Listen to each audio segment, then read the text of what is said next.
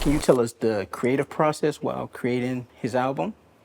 Absolutely. So Big Yuki is playing all the synths, and he was very, very key. He was in my band as well, so I could see them perform, and I saw that chemistry, and I was like, it has to be these two, you know? And I think what was incredible is watching them create it together in the studio. I helped pick the studio and kind of the sound and understand what we were going for in terms of the production.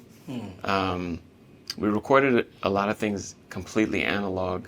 So, you know, it was like the desk we're running it through, the big warm analog sound that we could adjust later, and this incredible drum sound that Jharis created at Dreamland Studios up near Woodstock.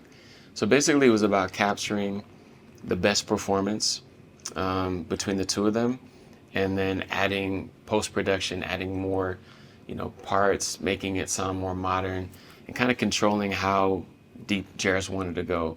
Because some of the tracks were just like straight hip hop.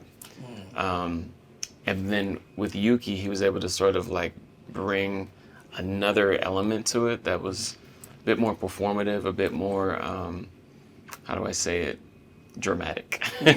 You know what I mean?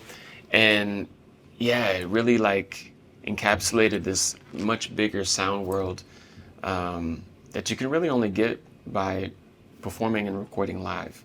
There is some magic to that that's just intangible.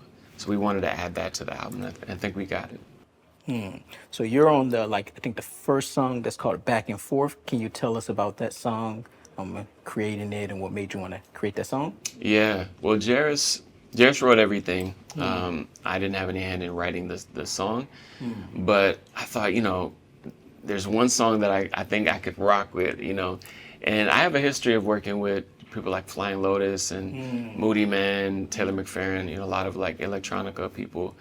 So, you know, I was like, if there's one that you want me to guest on, happy to do it. And he's like, Back and Forth is the one. And yeah, he has such an incredible lyric sense. Like a lot of his ideas are almost like a mantra. It's like a repeated line that everything sort of is the anchor, and everything is like the cosmos around it, you know. So you have to be really like centered when you're performing his music.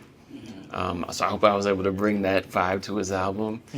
And I was also hoping, you know, to kind of introduce some of my fans to his music. So, you know, by kind of opening the album, which is an honor, I hope a lot of people could see, like, through the prism of what I've done, how much of a genius he is, if that makes sense. So what can people look forward to with this album?